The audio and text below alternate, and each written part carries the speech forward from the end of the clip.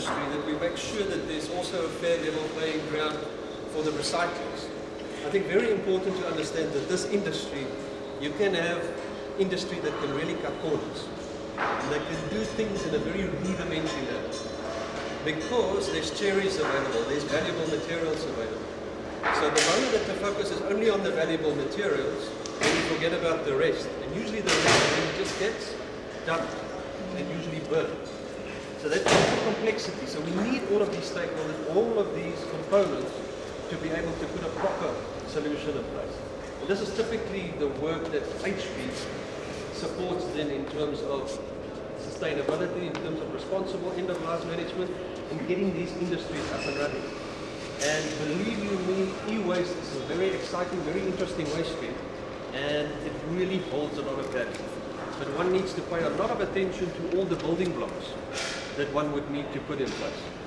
And the standards are very important in terms of making sure that the health and safety of the public, and especially the people that ultimately work and process the material, is taken into consideration. And then very important, our environment.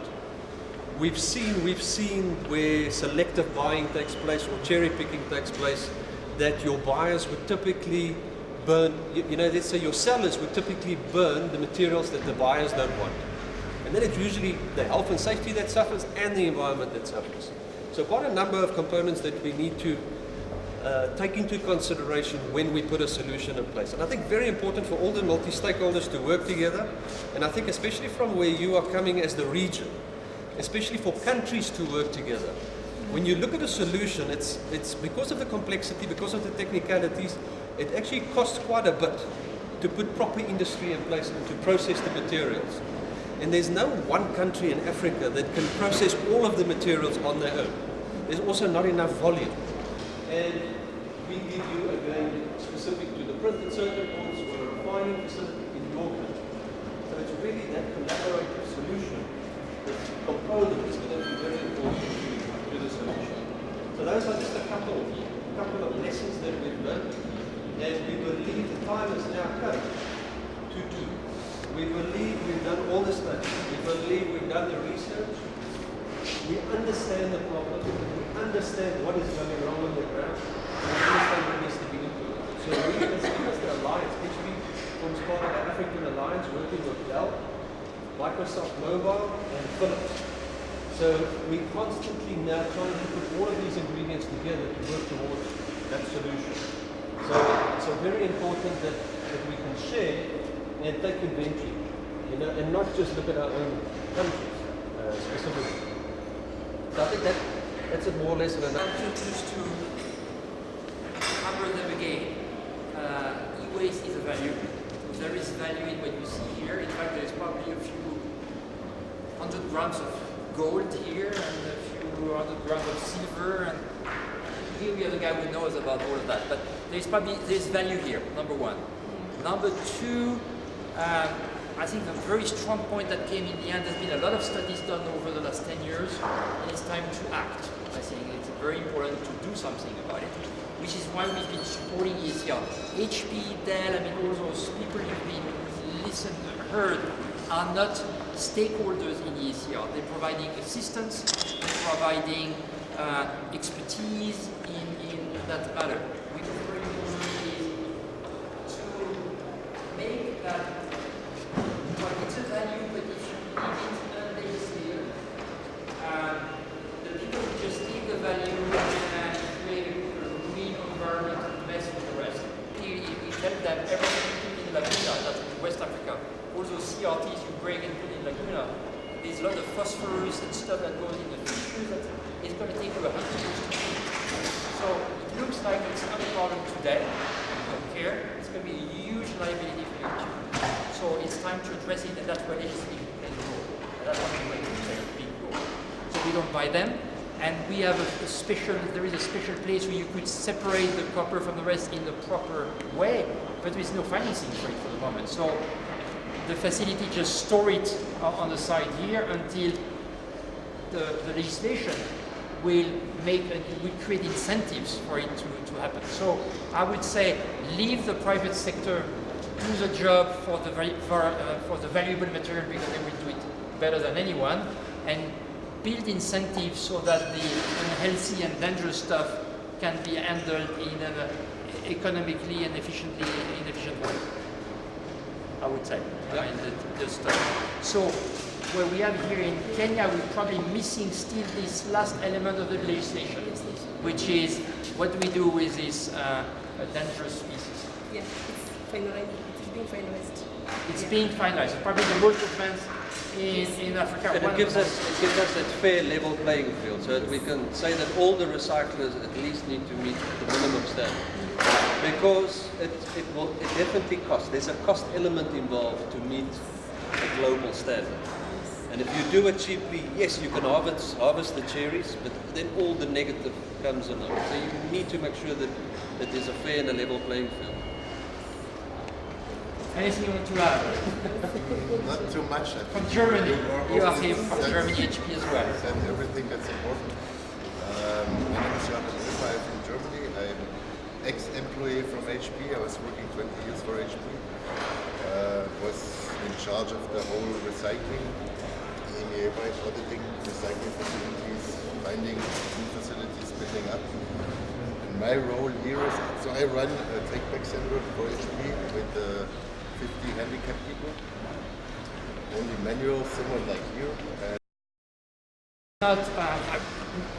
Nothing bad about non-government NGOs, etc., but it's an industry, and having experts who know how to run an industry and do it well from the beginning is important. So you want to run it as an industry operated by the private sector who knows how to handle an industry, but supported by legislation.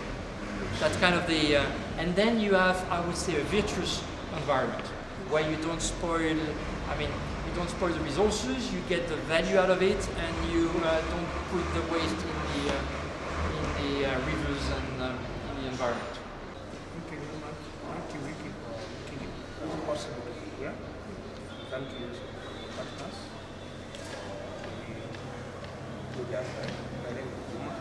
As you have been told, we are all mixed here. The government, the private sector, and so we are in a situation where we want to get solutions in this problem.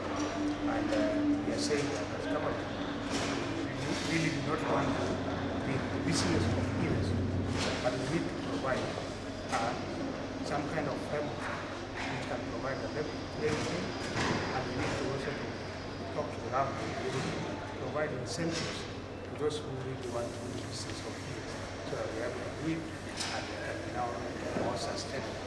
So we are happy to be here, and as we trade all this together in different countries, so we wanted to take the more practical experience of what actually is going on in terms of US private initiatives.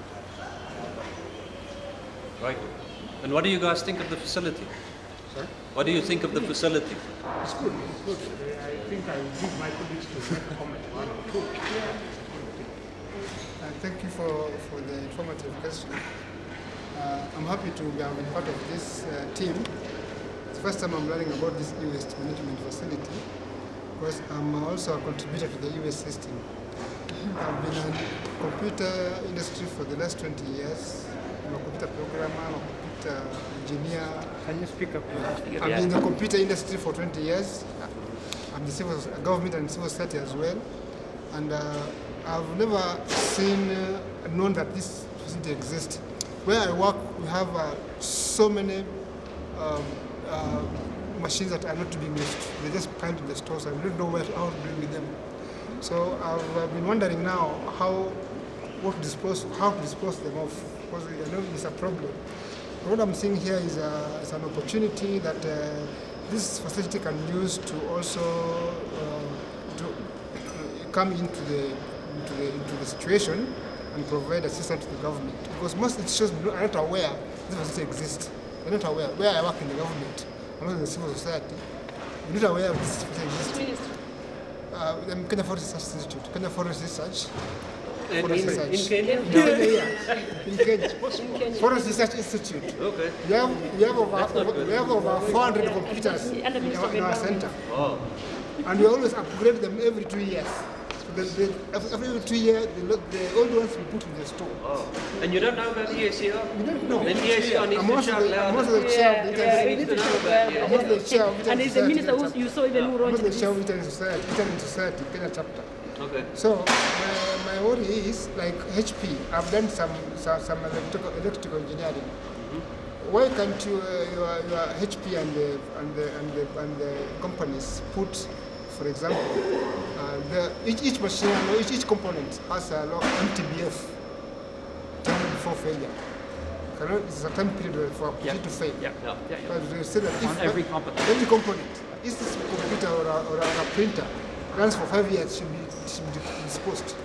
Then we provide methods for disposal. Civil society are not aware of this. And I'm not the only one. Where I stay in the Eastland, where in Buru Moja, where there are lots of population of people who use electronics, and they always use them every 2 years. There are fires up in the houses. Also, I like to have printers, computers, phones in my house. I don't know what to do them. So there are plenty of points in your comments. The first one on the so the government awareness one is probably made of a number of things. The first thing is today there is no, up to recently in Kenya, to my knowledge, but there was no procurement regulated act for stuff in the public sector. Advocacy point of view, working with governments, providing advice, guidance, willingness. That's what we need. Willingness. We're always constantly checking where there's a little bit of noise, trying to engage with the government and say, we are here.